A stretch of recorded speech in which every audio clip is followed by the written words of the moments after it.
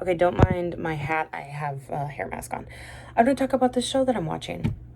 Basically, follows a alternative Korea, where the monarchy is still pretty like prevalent and ruling over the land, if you will. And the Grand Prince is our main character. So he has had kind of a rough history. Both his royal parents have died. His brother also died like 3 years prior, and so now his small, tiny 8-year-old nephew is the king. Is the whatever. I almost said is the your majesty, because that's what they call him. They call him your majesty all the time. Anyways, he is the king. His sister-in-law is the queen. We hate this sister-in-law. She is an antagonist to the highest degree. They don't get along.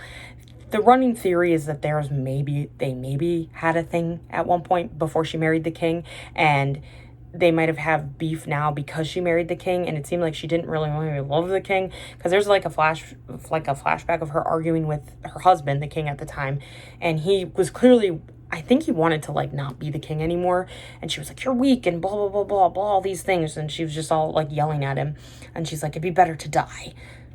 And then he died in a fire. I don't know. I'm suspicious of her. But anyways, she kind of sucks. Don't like her.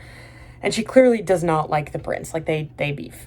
And she's trying to get him married off. And he doesn't want to marry anyone she has, because clearly it's going to just be someone who is a little spy for her. So that's kind of a beef they have between them. Now, he gets reunited with a classmate of his who's the female lead. So they went to the same, like, pretentious high school, like when they were teenagers. He's a little bit older than her, and I mean, I assume as much. I think he's like supposed to be like a year or two older. I don't know. And they get reunited and basically get stuck in this scandal together where they're both staying at the same hotel, and then it's this whole thing and everyone thinks they're together. Nothing happened when they were together. It was just a matter of circumstance and the whole thing. But now they're in this scandal together. And she's like, I want to rise up in status. So she proposes to him. So her whole thing is she is the illegitimate daughter of this like chairman business guy. She's the second child, and her dad hates her, honestly.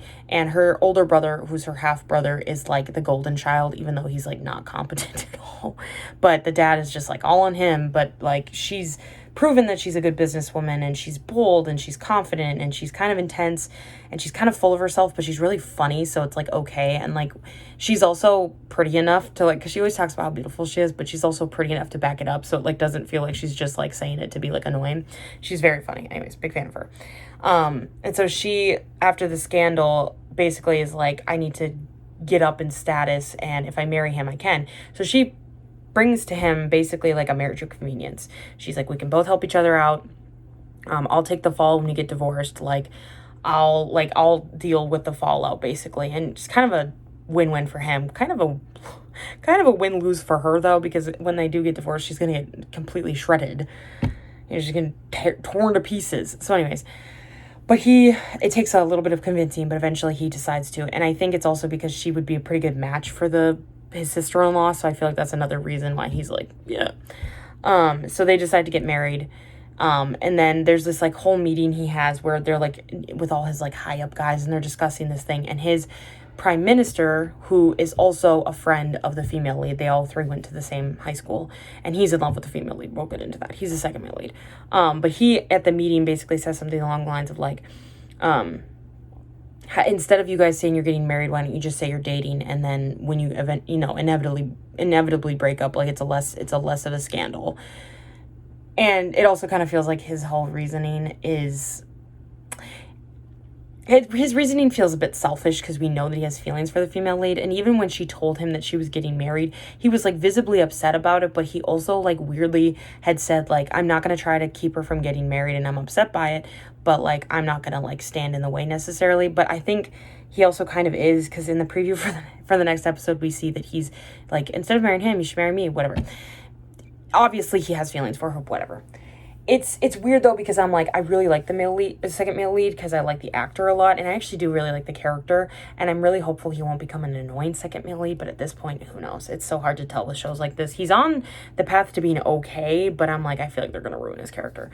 Anyways, I really like the female lead and the male leads vibes. They're so funny together. Like, she's so, like, the way she acts with him, because they're supposed to be, like, totally in love, right? They're supposed to be completely infatuated with each other. So the way she acts around him is so funny. And he's, like, always taken aback by it, but he's still, like, trying to, like, maintain this character of, like, we're so in love.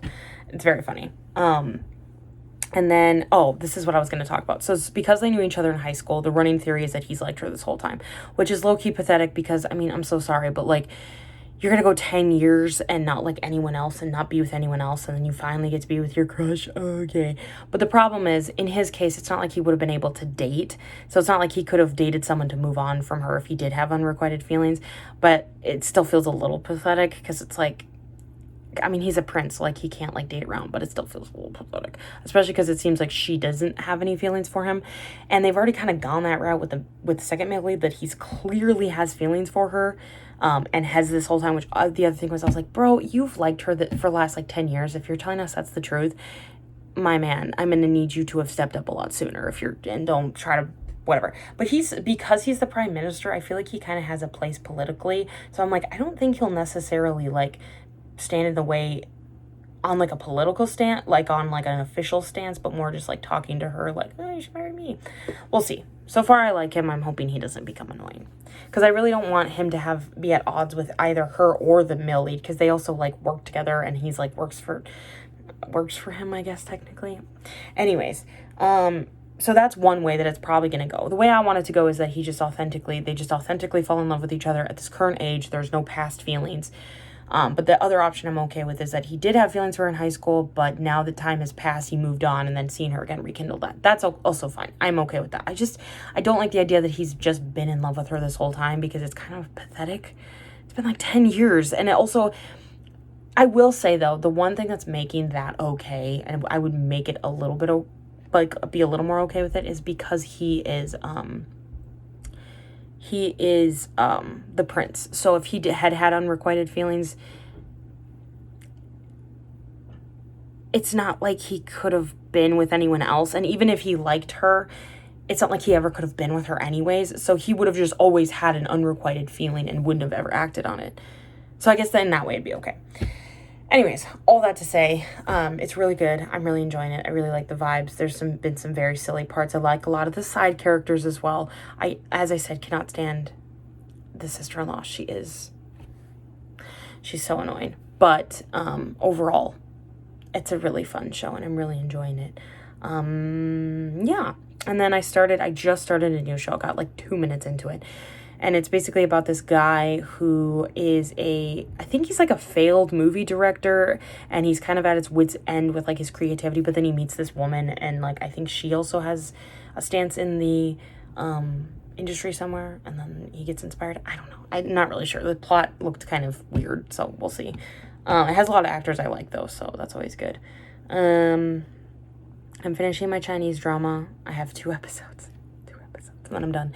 Oh, and then I was going to talk about this show too. It's called The Last Samurai Standing, I think. Let me triple check the name. I think that's what it's called. I called it the wrong thing last night when I made my other video, because I couldn't remember. Yeah, Last Samurai Standing. It's basically, it's about samurais. It's basically like these people who were samurais, this like sword act and this big whatever. Basically, they got all their like rights stripped away from them and got their swords taken. Basically, their entire livelihood, the whole like who they are as a person, taken away from them in some like war from like these people or something. I don't know. And then there's this mysterious and everyone's dying from this like disease is breaking out. No one has any livelihood or money or anything, and they get these mysterious people that basically put on this whole like game for them to like participate in, and they have to like kill each other. Anyways, it's very Alice in Borderland Squid Games smushed into a historical vibe, which I'm not upset with, because it's a fun trope. It's like a fun plot. But that was the whole time I was watching it, I was like, so Alice in Borderland? I was like, so Alice in Borderland? So Squid Games? So both? But it's interesting, so I'm fine with that. And it's like a historical vibe, so that makes it more fun. It's only 6 episodes. There's another season coming, so I'm guessing it'll be another 6. But yeah, and then I have a movie I'm watching, but like other than that, I think that's pretty much it. Yeah. Anyways. I think that's about it. That's all I got to say. Thanks for watching. Watch these shows that I'm talking about because they're all good. Okay, bye.